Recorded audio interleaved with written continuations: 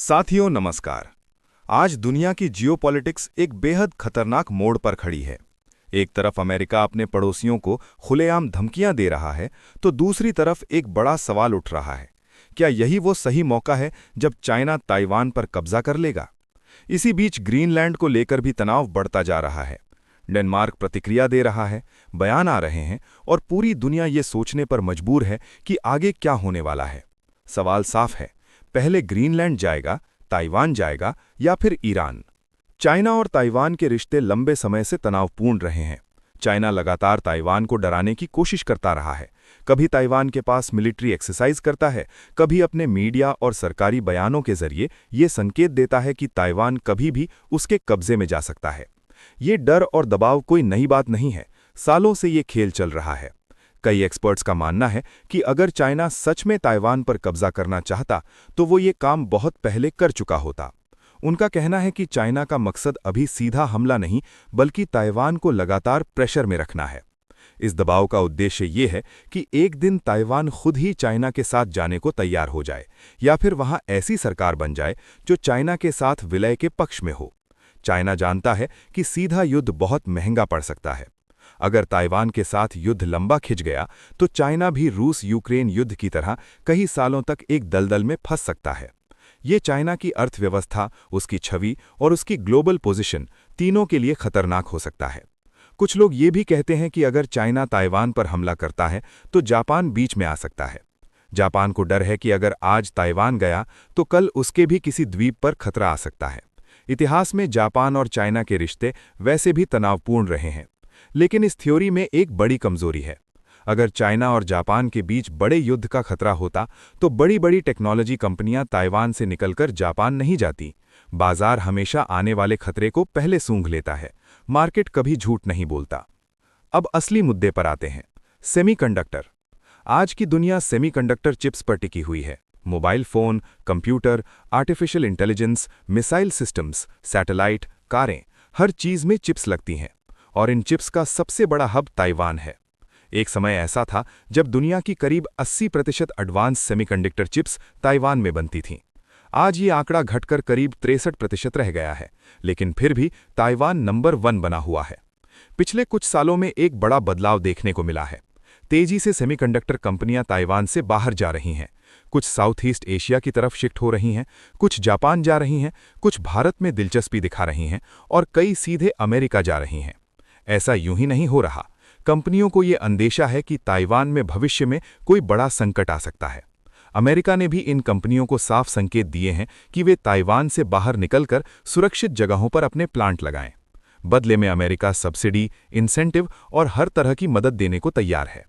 America इतना बड़ा फैसला बिना पुख्ता इंटेलिजेंस के नहीं लेता। अगर ताइवान पूरी तरह सुरक्षित होता तो इतनी बड़ी संख्या में कंपनियां वहां से बाहर नहीं निकलतीं। जब किसी देश से बड़े निवेशक और बड़ी कंपनियां तेजी से बाहर जाने लगें तो ये एक साफ संकेत होता है कि उस देश में कुछ बड़ा होने वाला है। अब नजर डालते हैं साउथ ईस्ट एशिया पर। सिंगापुर, मलेशिया, वियतनाम, थाईलैंड जैसे देशों ने नेशनल लेवल पर सेमीकंडक्टर स्ट्रैटेजी शुरू कर दी है। 2015 में ये देश दुनिया के करीब 20% सेमीकंडक्टर बनाते थे। 2024 तक ये आंकड़ा करीब 30% तक पहुंच चुका है और आने वाले वर्षों में ये और तेजी से बढ़ने वाला है। हर देश के पास 2030, 2035 या 2040 तक का रोड मैप तैयार है। ये सब अचानक नहीं हो रहा, ये आने वाले दशक की जियोपॉलिटिक्स की तैयारी है। भारत भी अब इस रेस में पीछे नहीं है। भारत ने सेमीकंडक्टर को लेकर बड़े स्तर पर कदम उठाए हैं। अंतर्राष्ट्रीय इवेंट्स किए जा रहे हैं, ग्लोबल कंपनियों को बुलाया जा रहा है और सरकार ने हजारों करोड़ रुपए का निवेश किया है। लक्ष्य साफ है, 2030 तक दुनिया के टॉप सेमीकंडक्टर देशों में शामिल होना और उसके बाद और ऊपर जाना। भारत जानता है कि आने वाला समय टेक्नोलॉजी और चिप्स का है। अब एक और अहम पहलू समझिए, लद्दाख और अक्साई चीन। चाइना ने अक्साई चीन पर यूं ही कब्जा नहीं किया। इस इलाके की रेत में खास तरह का सिलिकॉन पाया जाता है जो सेमीकंडक्टर वेफर बनाने के लिए बेहद जरूरी होता है। इसके अलावा वहां के ग्लेशियरों से मिलने वाला बेहद शुद्ध पानी भी चिप मैन्युफैक्चरिंग के लिए अहम है। सेमीकंडक्टर वेफर बनाने के लिए हजारों लीटर अल्ट्रा प्योर पानी की जरूरत होती है। यही वजह है कि चाइना इस इलाके को इतनी अहमियत देता है। इसी संदर्भ में पीओके का मुद्दा भी सामने आता है। पीओके में कई ऐसे ग्लेशियर हैं जिनका पानी भविष्य में सेमीकंडक्टर इंडस्ट्री के लिए बहुत महत्वपूर्ण हो सकता है। अगर आने वाले समय में भारत पीओके पर नियंत्रण हासिल करता है तो भारत के पास सेमीकंडक्टर मैन्युफैक्चरिंग के लिए एक बड़ा प्राकृतिक संसाधन आ सकता है।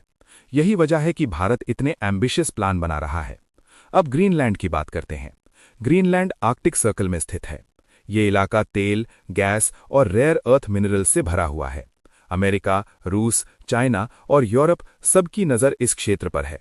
अमेरिका अगर ग्रीनलैंड पर सीधे कब्जा करने की कोशिश करता है तो नाटो के भविष्य पर भी सवाल खड़े हो सकते हैं। लेकिन ज्यादा संभावना ये है कि अमेरिका सीधे सैन्य कार्रवाई के बजाय दबाव की राजनीति करेगा और किसी तरह की डील के जरिए अपने हित साधेगा। आर्कटिक रीजन में इस समय जबरदस्त रेस चल रही है। कौन वहां पहले पहुंचेगा, कौन खनिजों पर कंट्रोल करेगा, ये आने वाले वर्षों की बड़ी लड़ाई होने वाली है। रूस नहीं चाहेगा कि इस इलाके में अमेरिका का प्रभाव बहुत ज्यादा बढ़े, क्योंकि इससे रूस की स्ट्रेटेजिक पोजीशन कमजोर हो सकती है। अब अगर पूरी तस्वीर को एक साथ जोड़कर देखें तो साफ संकेत मिलते हैं। अमेरिका अपने पड़ोस में कई मोर्चों पर उलझता जा रहा है। चाइना धीरे धीरे ताइवान की तरफ बढ़ रहा है, सीधे युद्ध के बजाय रणनीतिक दबाव के जरिए। भारत सेमीकंडक्टर और अपने भू राजनीतिक हितों को लेकर लंबी तैयारी में जुटा है। पूरी दुनिया की जियोपॉलिटिक्स अब लोकतंत्र या विचारधाराओं के नाम पर नहीं, बल्कि चिप्स, मिनरल्स, तेल, गैस और टेक्नोलॉजी के इर्द गिर्द घूम रही है। आज जो फैसले लिए जा रहे हैं, जो कंपनियां शिफ्ट हो रही हैं, जो नेशनल स्ट्रैटेजी बन रही हैं, ये सब अगले 10 से 20 साल की कहानी लिख रहे हैं। आने वाले समय में यही तय करेगा कि कौन ताकतवर होगा और कौन पीछे छूट जाएगा।